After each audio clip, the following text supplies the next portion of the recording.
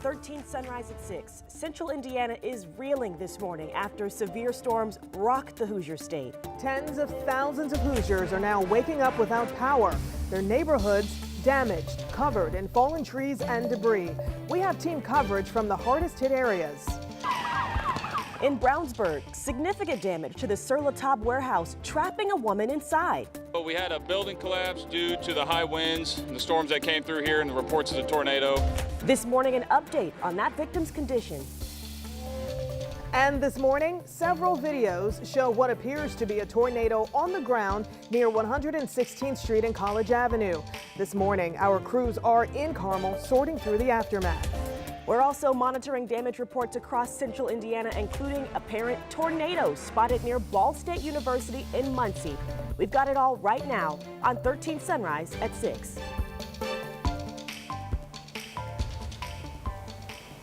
So let's start at 6 with just some of the images from the extreme storms that we had come through central Indiana last night.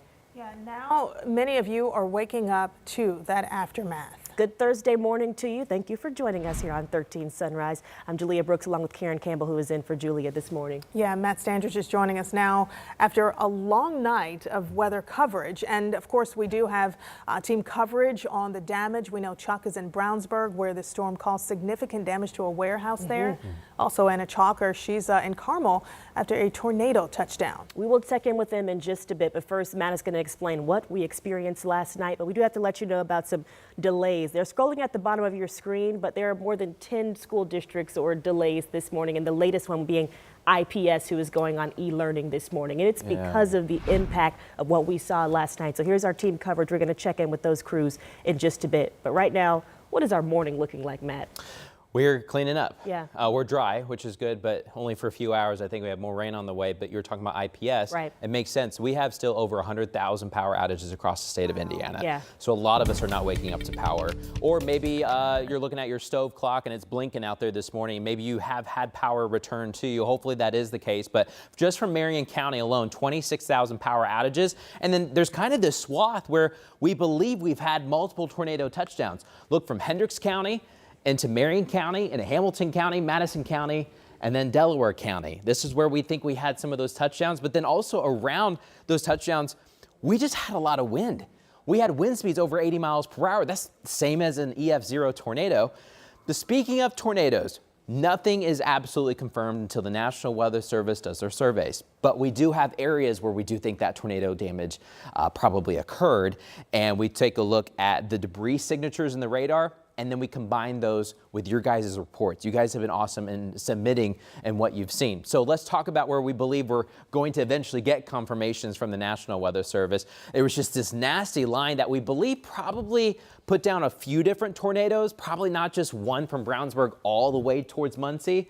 But let's start with the one that kicked everything off. Hendricks County, 9:09, that tornado warning was issued. We've had some damage on the south side of downtown Brownsburg, crossing Green Street. And then we've got that warehouse district, which is kind of near the Iguanas. You've got the GMC dealership there off of 56th Street. So Chuck, our very own Chuck Lofton, is here. He has the warehouse damage that he's going to get to you. And then probably cross 74, kind of near, in between Ortho Indy and Hendricks Health Regional Hospital there, close to Ronald Reagan. And then the last time we had a tornado cross Eagle Creek was 1970 something. So it's been a long time since that's happened. And then we believe it probably recycled, and we had that debris ball going into Carmel, maybe a couple different touchdowns. It's hard to say. That's what the National Weather Service comes in. And then we also have some damage coming in from Madison County into Delaware County, and then farther south. This is Lawrence County going into extreme southeastern Monroe County, where we do have some reports of some debris on the roads and power lines down, power outages. Our very own Lindsay Monroe, she's been watching some of the impacts this morning. Yeah, and we're going to start with a slowdown on the northwest side. One of the areas had some big issues, some semis that were blown over yesterday on 65. Do have some slow traffic here coming down the 65 southbound corridor, just up the road a little ways from where that intersects with 865. So we are watching some traffic slowing at this hour, and that is creating some stop and go traffic down 65 southbound from 865 to to 86th Street. So I want you to be prepared for that if your travel plans take you to that side of town. Also noticing there's been reports of a lot of local city streets that are flooding. We've got a lot of things like branches, random garbage cans, and things that are just on the road that you need to travel slow for, and the fact that we've got a lot of widespread power outages this morning. And if you come to an intersection with those blinking lights, make sure we're treating those as a four-way stop. Now, we're keeping you covered with the damage reports from all over the metro, but we're going to go out to Chuck Lofton now, who's live in Brownsburg. Thank you very much, Lindsay. Wow, what a night. 9 o'clock last evening, we announced on Channel 13 that there's a severe destructive thunderstorm moving into Hendricks County over Brownsburg. And this is what happened at the Sur La Table Distribution Center, a place that distributes product to Sur La Table kitchen stores throughout the United States. We had a major collapse, the south wall of this building and a portion of the roof.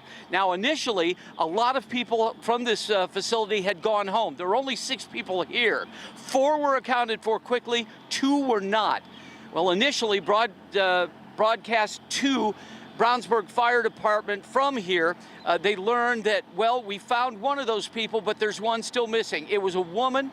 She was underneath all of this wreckage in the southwest part of the building.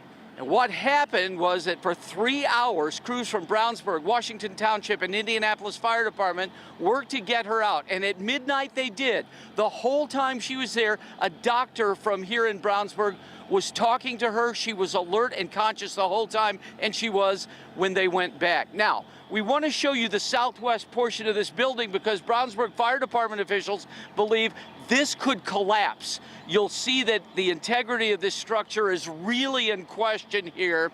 And so, you know, we're going to be watching this very carefully the next few hours to see if indeed it does collapse. It is not in good shape. They'll be out here at 8:30 to start the cleanup. And if you are in this area, first of all, we'd advise you don't be in this area because there's stuff like this, insulation, metal, building parts all over Northfield Drive and this portion of Brownsburg. 2 other areas we know that were sustained damage here near the John Force Racing headquarters and at O'Reilly Auto Parts Distribution Center. And we will have much more on this. We're going to Anna now. Anna Chalker is live in Carmel with more in Hamilton County. You'll hear from her in a little bit. But ladies, I would say this, stay away from this area if you can. Oh boy, yeah, we will head to Carmel in just a bit, Chuck, but because of the damage that you're seeing right there, we're going to stay in Hendricks County right now because several neighborhoods are assessing the damage there. Yeah, and of course, we're showing you what neighbors are seeing as they're waking up this morning. This is the northeast side of Hendricks County, just west of Eagle Creek. And you can see what strong winds did. It knocked down wood structures. Pieces of homes are scattered across lawns, parts of roofs just torn off. And the Red Cross right now is helping people and making sure that they have somewhere to stay if anyone is in need of assistance or going door to door there. Now this morning, neighbors in Carmel, they are definitely seeing the damage after what appeared to be a tornado touchdown near 116th and College Avenue. Yeah, we want to give you another look at some video there. Of course, this is from Andrew Snyder. Check that out. He shared this video with us taken last night from his apartment. We know this will have to be confirmed, but that is looking like a tornado this morning. We're going to get right to Anna Chalker now. What are you seeing in that area? I know that there's some damage sitting there behind you. Good morning. There is, ladies. There's a lot of damage here. We're here at the Richmond building over here in Carmel, just a little out of the ways of downtown Carmel. I'll tell you, there's a lot of damage here. I'm going to step out of the way so you can see it. I mean, just you can see behind me this garage door caved in. On the other side of this building, a wall completely folded in and a tree. Just look at this, completely uprooted, this very large tree now lying on the ground. But I will tell you, the winds were extremely strong here because this is not the only thing that was knocked down here, this tree. We are going to pan over and show you this radio communication tower laying in the parking lot. That just shows how strong the storm was over here in Carmel. I mean, it knocked down a couple things over here on the side, and I will tell you, the workers here, they are out early surveying this damage out here. We're hoping to speak with them, just kind of see what they're seeing because a lot of damage in this area. The radio tower, I'll tell you, is kind of laying up up on a dumpster on its other side. It's a really long one. But again, the damage over here is just really crazy to say the least. There's a lot of tree damage in this area compared to what we were looking at during the 5 o'clock hour this morning, where we were seeing some more structure damage, insulation. Here it is definitely more of just the tree damage, just kind of all over the area. But again, we're here at the Richmond building. A lot of damage over here, but we'll be showing you the front side of the building coming up at 6:30 because the damage there is in the roadway, and that could really impact you if you've got to be over in this area this morning in Carmel. Okay, thank you, Anna. We'll check in with you in just a few minutes, but a lot of our neighbors are in the dark right now, so we're going to show you the power outages across central Indiana this morning. Yeah, we want to start with AES. This is a map of the outages from AES this morning. Right now, it looks like there are 27,000 customers without power. Now let's take a look at Duke. So we know that at least 4,000 customers are without power, but that is just in the metro area. So of course, these numbers will fluctuate throughout the morning, and statewide that number is much more customers. But I saw crews out this morning on my way in all along 96th Street working to get power on for a lot of our neighbors. So we're hoping that number will continue to go down. We'll pass along what we know soon. And we also want to show you some photos and videos from the storm last night. So our crews responded to several homes damaged. This is by 91st and Ditch Road.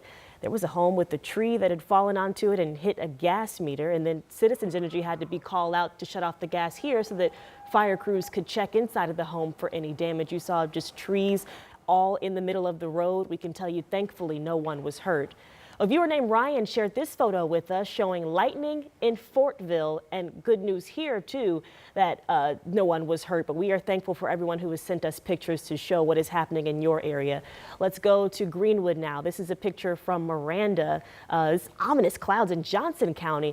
We thank you for sending us these pictures and showing us what's in your area, but a reminder, please be cautious when you're out capturing photos and videos during a storm. Your safety is first.